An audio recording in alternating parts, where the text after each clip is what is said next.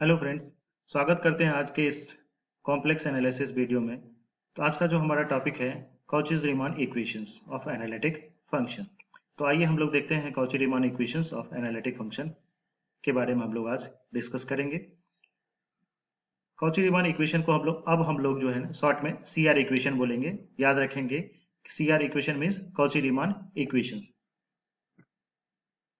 तो इन सी R equation आइए हम लोग सबसे पहले एनालिटिक्स से रिलेटेड कुछ पॉइंट्स को डिस्कस करें। तो पहला पॉइंट है क्या function F Z is analytic at a point if it is differentiable everywhere in some neighbourhood of the point of that point. तो ये एनालिटिक का, जैसा कि हम लोग जानते हैं, एनालिटिक फंक्शन होने का कंडीशंस है कि अगर फंक्शन एफ जेड एनालिटिक है तो it should be differentiable everywhere at the neighborhood point of at the neighborhood of that point. Second point क्या है कि अगर फंक्शन जो है एनालिटिक है in a domain D, that means it is analytic at every point in the domain D.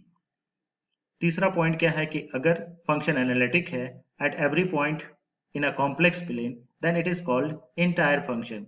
तब ये entire function के अलॉन्ग में रिजल्ट आ गया आपका। तो ये तीन बातें जो है एनालिटिक फंक्शन से रिलेटेड हम लोग याद रखेंगे। मैं फिर से एक बार बता दूं कि एनालिटिक फंक्शन को हम लोग जो है होलोमॉर्फिक फंक्शन भी बोलते हैं। इसी को कोई कोई राइटर जो है रेगुलर फंक्शन से भी डिनोट करते हैं, या इसी को मोनोजेनिक भी बोला जाता है। तो इस तरीके से हम लोग देखें कि मोनोजेनिक फंक्शन बोलिए, रेगुलर फंक्शन बोलिए, मोनोजेनिक फंक्शन, मोनोजेनिक फंक्शन। तो इस तरीके से हम लोग देखें कि एनालिटिक की ये कुछ पॉइंट्स जो था वो देखें हम लोग। अब आइए हम लोग सी आर इक्वेशन, जो आज का हमारा टॉपिक है, C R equations. C R, जैसा कि हम लोग बताए हैं आपको कि सी आर इक्वेशन को हम लोग कॉची रीमान इक्वेशन को अब हम लोग जो है ना सी आर इक्वेशन शॉर्ट में बोलेंगे। तो सी आर इक्वेशन का नेसेसरी कंडीशंस क्या होता है, देखिए कि if a function w equal to f z equal to u of x comma Y plus i v of x comma y be analytic in a domain D if and only if the function has continuous partials that satisfy the CR equations। अब CR equation क्या होता है, तो del u by del x equal to del v by del y and del u by del y equal to minus del v by del x। तो ये याद रखेंगे कि पार्शियल डिफरेंशियल में का जो कंडीशन होता है del u by del x equal to del v by del y and del u by del y equal to minus del v by del x। तो ये सी आर इक्वेशन का जो है नेसेसरी कंडीशन है आपका। इसका सफिशिएंट कंडीशन क्या होता है कि ये जो फोर पार्शियल जो हम लोग अभी जो देखे हैं कि del u by del x, del v by del y, del u by del y and del v by del x, ये चारों पार्शियल जो है ना continuous and for the first partial derivatives which satisfy the CR equation in a region, then it is sufficient condition for fz to be analytic in that region R। तो ये चारों जो है ना पार्शियल डेरिवेटिव्स जो है ना continuous first order partial derivatives को एग्जिस्ट करना चाहिए, तब जो है ना ये इसका सफिशिएंट कंडीशंस हो गया आपका। तो ये हम लोग देखें कि नेसेसरी कंडीशन क्या है कि del u by del x equal to del v by del y and del u by del y equal to minus del v by del x। ये इसका नेसेसरी कंडीशन हो गया सी आर इक्वेशन का। याद रखिएगा कि सी आर इक्वेशन का necessary condition क्या होता है, तो del u by del x equal to del v by del y and del u by del y equal to minus del v by del x। And sufficient condition क्या होता है, four partial derivatives जो है ना exist होना चाहिए। This is the sufficient condition for analytic के लिए होना चाहिए हम लोगों को। अब आइए हम लोग नेसेसरी कंडीशन को आज प्रूफ करते हैं सी आर इक्वेशन को। सो this is the proof of necessary conditions. The first case is along x axis. Along x axis के अलोंग में हम लोग जानते हैं तो एफ डैश का वैल्यू क्या हो जाएगा, limit of del X tends to zero U of X plus derivatives को ऑलरेडी हम लोग पहला जो सेकेंड क्लास जो था कॉम्प्लेक्स एनालिसिस उसमें हम लोग एक्सप्लेन कर चुके हैं, वहीं से हम लोग बोरो किए हैं डायरेक्ट रिजल्ट को।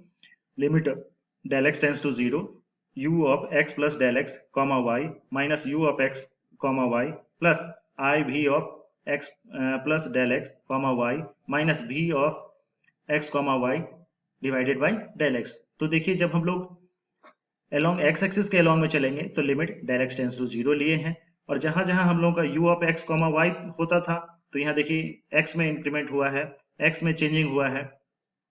फर्स्ट वाले जो पार्ट है x एक्सिस वाला उसमें इंक्रीमेंट हुआ है आपका, यहाँ भी देखिए v में भी x वाला पार्ट में हुआ है। अब हम लोग इसको रियल और इमेजिनरी पार्ट को अलग अलग डिस्ट्रीब्यूट कर लीजिए।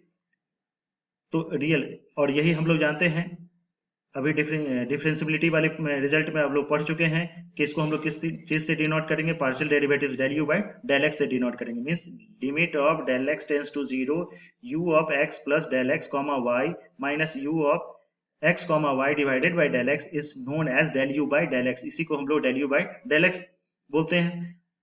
Similarly iota as it is and this is known as del we by del x.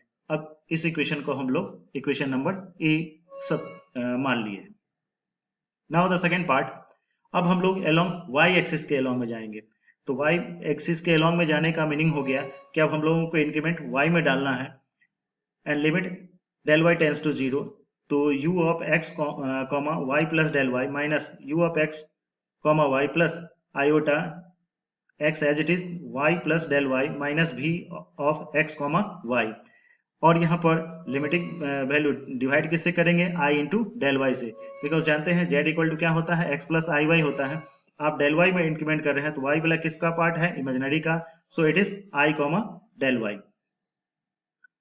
Same उसी तरीके से जो है ना इसको भी हम लोग रियल और इमेजिनरी पार्ट में जो है ना इसको ब्रेक कर लेते हैं इसको भी। तो बाइफर्केट करने पे ये रिजल्ट आ जाएगा आपको, u of x comma y plus del Y minus u of X Y divided by I del Y plus iota as it is v of x comma y plus del Y minus v of x comma y divided by I del Y.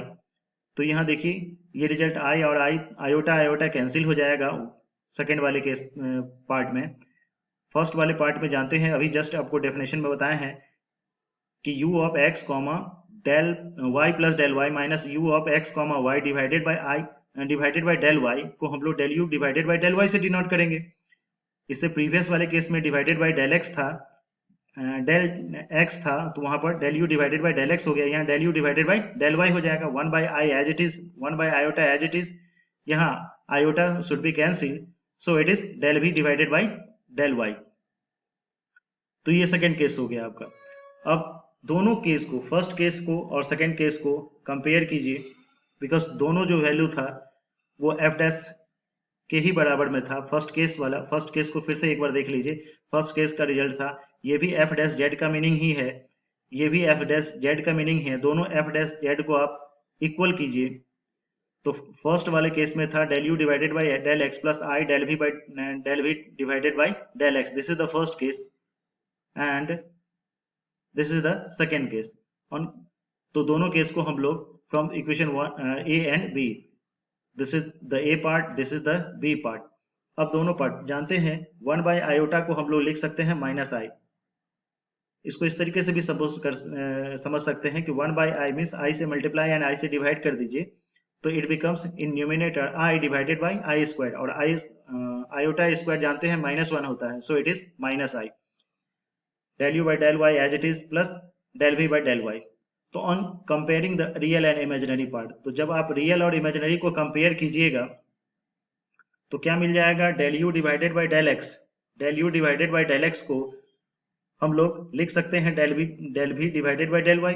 देखिए because ये भी real part था, तो del V divided by del Y. तो यही तो necessary condition था, CR equation का नेसेसरी कंडीशन क्या था, जैसा कि हम लोग अभी इंट्रोडक्शन में ही देख चुके हैं कि del U divided by del X equal to del V divided by del Y, this is the necessary condition, first part of CR equation. Now the second part, this is imaginary part, again this is imaginary part.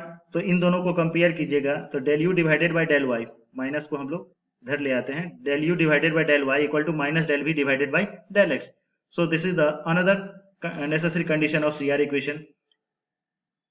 तो ये हम लोग आज जो है necessary condition को prove किए हैं, this is known as the Cauchy Riemann equation. तो याद रखेंगे कि necessary condition of C R equation क्या होता है, del U divided by del X equal to del B divided by del Y and del u divided by del y equal to minus del b divided by del x. This is the necessary condition of CR equation. और sufficient condition क्या होता है? Sufficient condition क्या होता है कि four partial जो है ना एग्जिस्ट होना चाहिए.